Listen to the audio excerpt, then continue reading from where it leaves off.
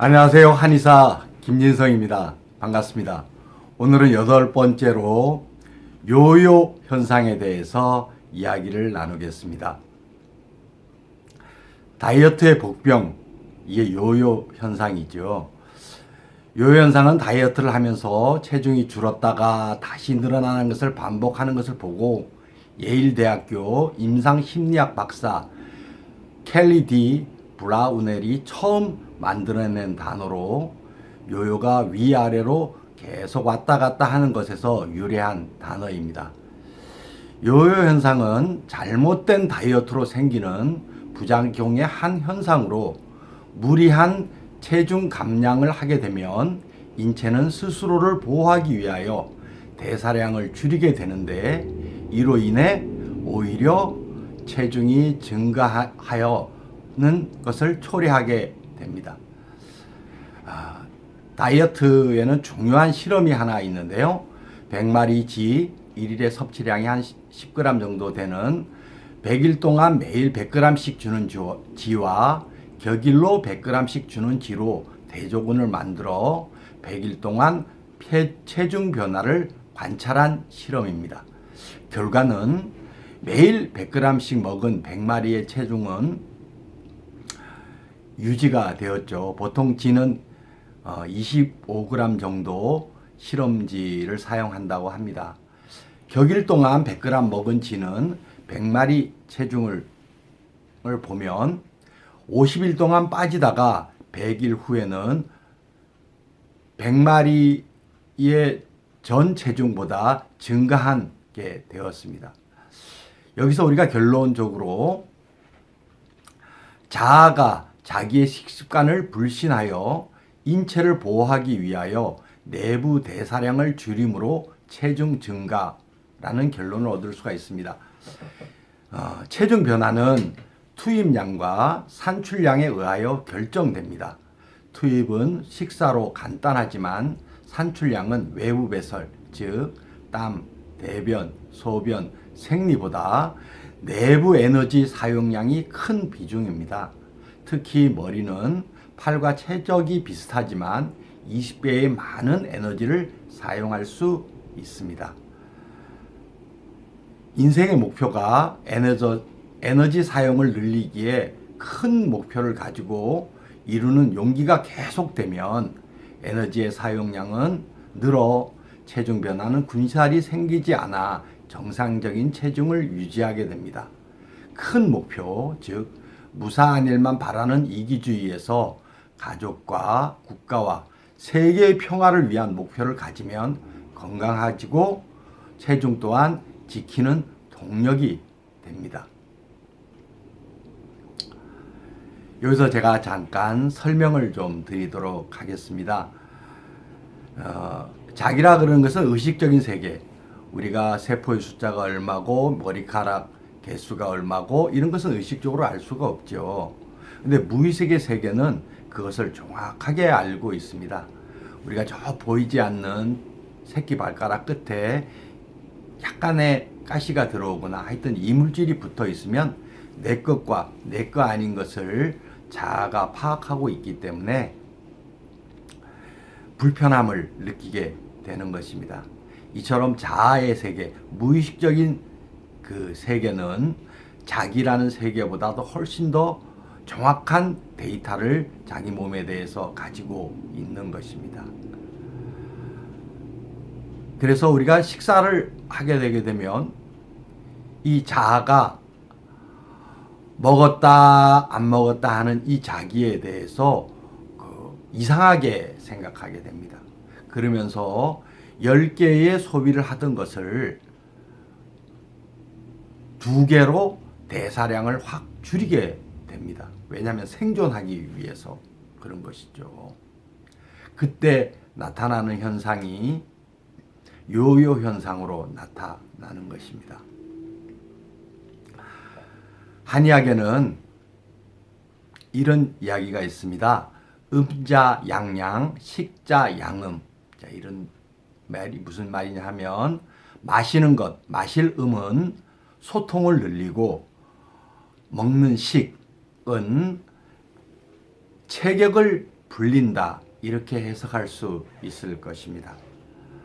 우리가 소통을 하는 것이 이게 대단히 중요한 것입니다. 물론 뭐 운동을 하거나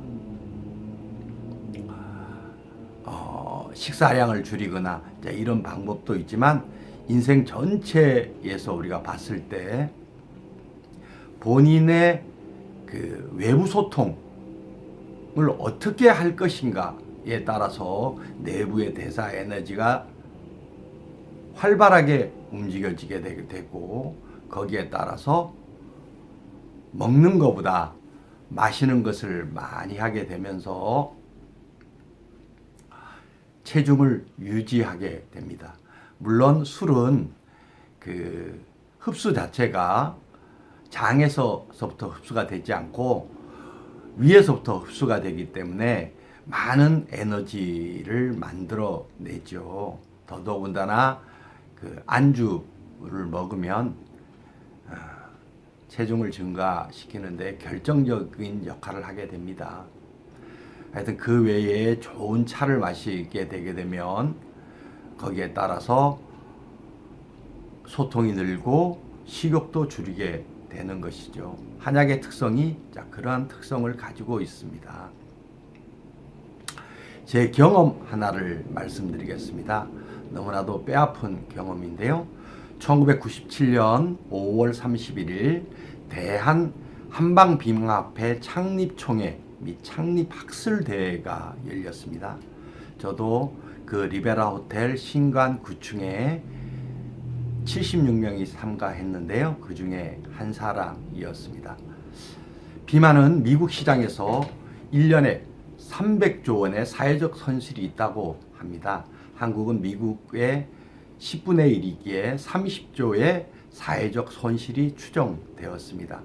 의학은 사회적 손실을 막기 위하여 10%의 연구개발비, 즉 3조를 지원하면 50%인 15조의 사회적 손실을 막을 수 있다고 설득합니다. 그렇게 해서 만들어지게 되는 학회, 비만 학회입니다. 그 당시 바이오스페이스 차 누구라는 대표도 참석하였습니다. 인바디를 상업화하지 않고 공공재로 사용하겠다고 인사를 한 거로 기억합니다.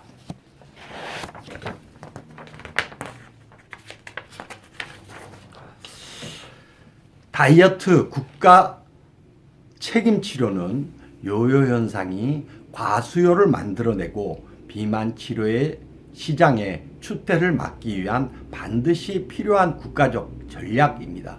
요요 현상으로 많은 사람이 낭패를 당하고 혹 유명인이 죽기도 하였습니다.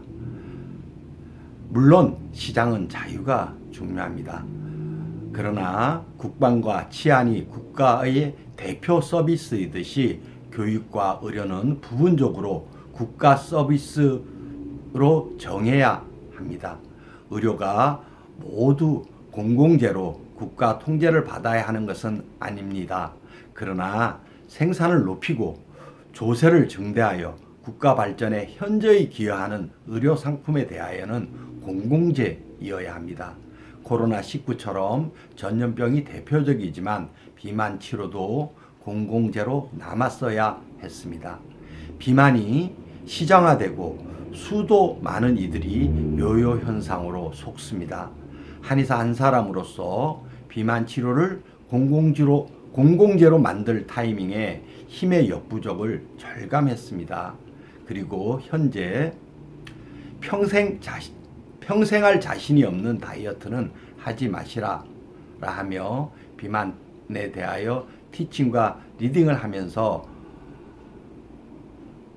자괴감을 위로하고 있습니다. 사랑하는 대한민국 국민 여러분, 좋은 다이어트를 위하여 노력하시는 거 응원합니다.